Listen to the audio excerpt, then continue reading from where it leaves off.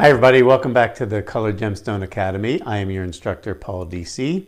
And last week we were talking about treatments of gemstones. And I think that y'all did pretty well with that.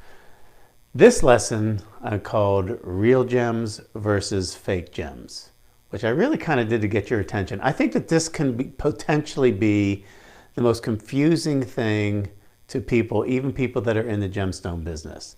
But I promise you, after you watch this, you are going to understand everything you need to know about what is real versus fake.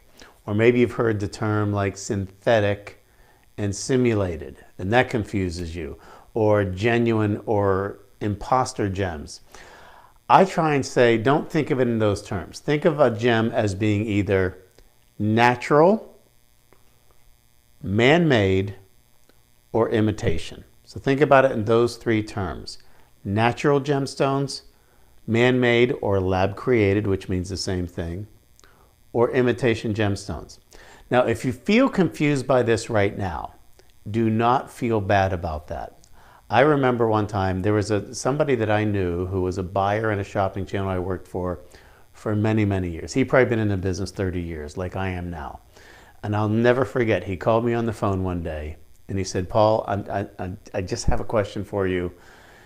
The synthetic gem, is that the one that's the same as a real gem, or is that imitation? I can't remember. Don't feel bad. As I said, I'm going to simplify all of this for all of you today. So think about it again. Natural gemstones, man-made gemstones, or imitation gemstones. So let's start with the natural. A natural gemstone is created by nature, period. It's something that grew in the ground. It takes thousands, if not millions of years to form, and that would be considered a natural gemstone.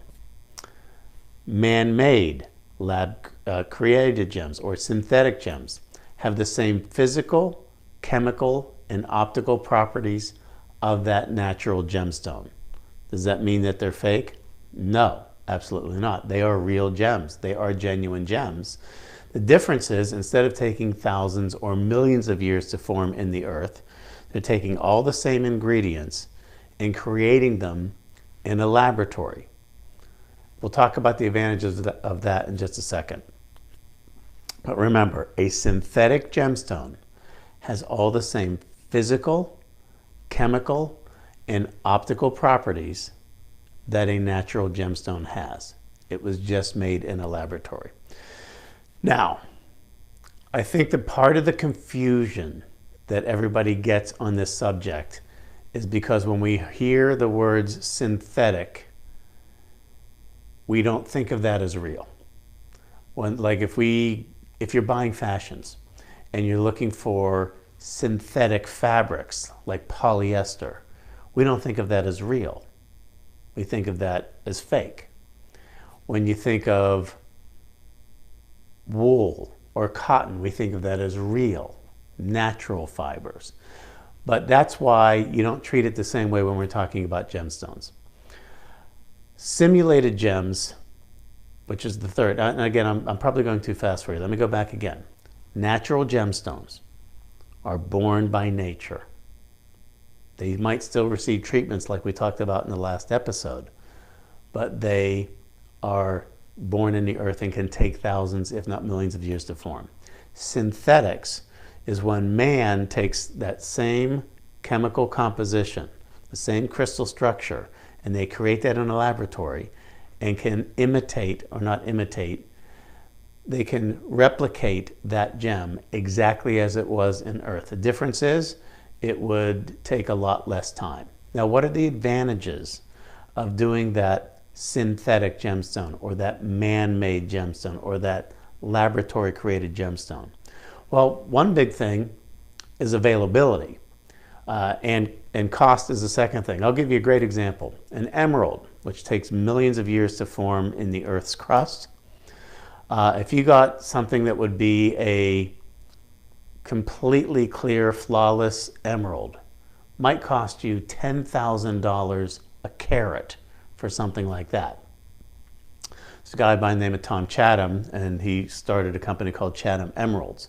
And he replicated exactly what Mother Nature did, including the trace elements of platinum that are found in some emeralds.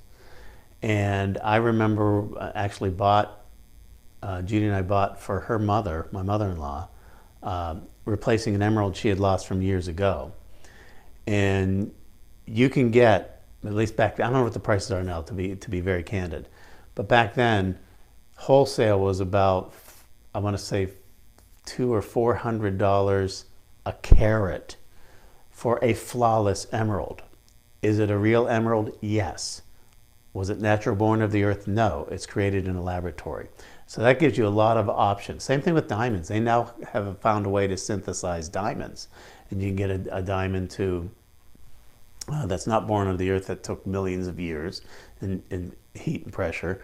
But they finally, technology catches up. They found a way to replicate a diamond using the same carbon, heat, pressure, intense pressure to create that diamond. Now, let's get to the last part of it, because I talked about the natural, I talked about the man-made.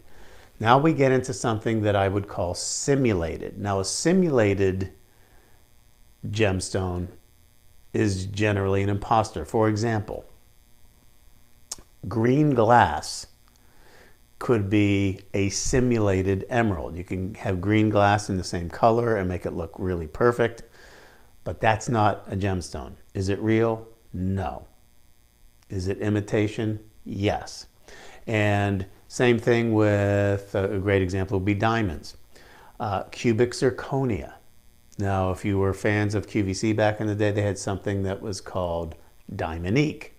That was cubic zirconia. In the early days of HSN, I did work at both places. They had something called absolute. That was their version of cubic zirconia. That is an imitation diamond. It doesn't have the same physical, chemical, and optical properties of a diamond. It is merely an imitation. It's a substitute for a diamond at a much reduced cost. Now, there's one other thing that I think can really confuse, and I don't want to confuse you. As I said, I promise I'm going to simplify this process so that you will understand more than people that are even in the gem industry. I used to get questions on the air where somebody said, well, what about this moissanite? Is that a synthetic diamond?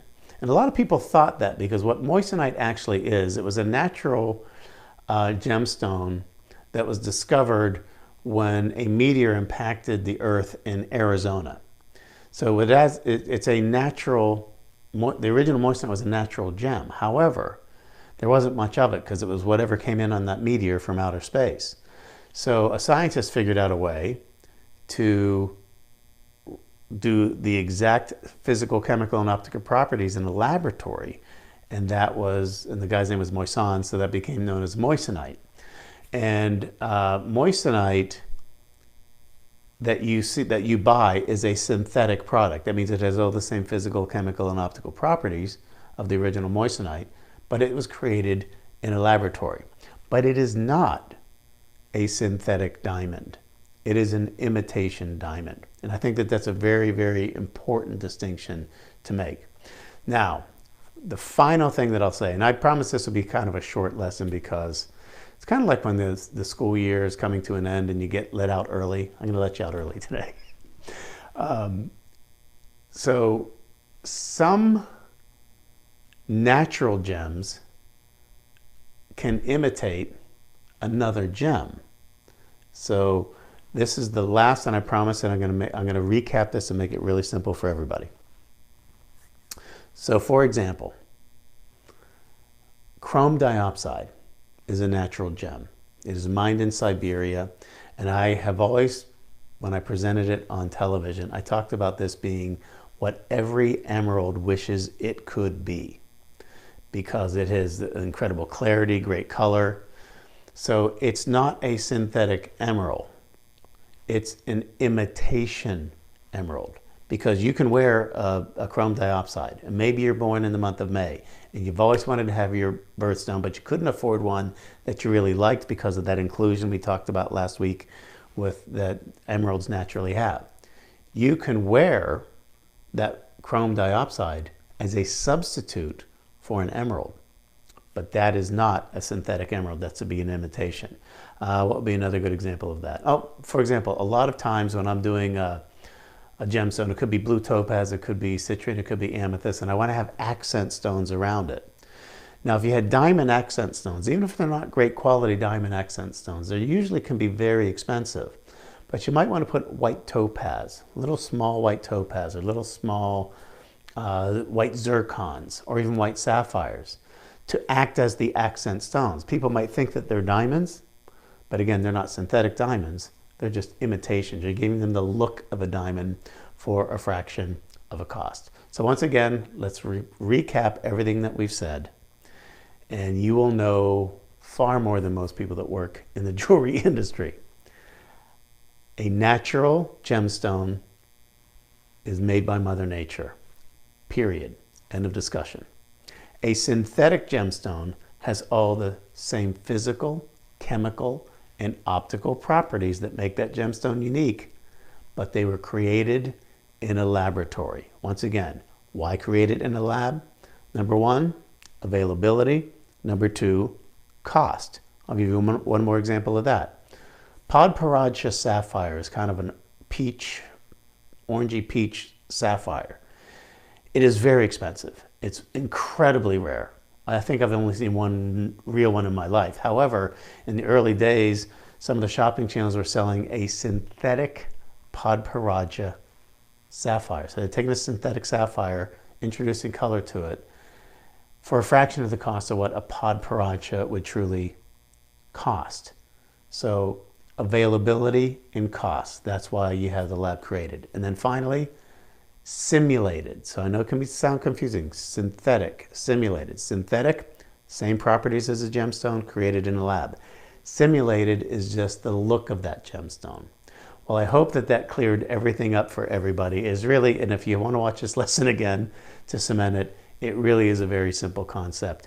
Now, if you like what you're hearing on my YouTube channel, Paul Deasy Gemstones, please hit the subscribe button. That does help me out. And when you see a little bell icon, if you click on that, the next video that comes out, it will let you know that it's available for you to watch. I hope you've had a good time. I certainly have a great time introducing you to all these gemstone concepts. I'll see you next week. Bye, everybody.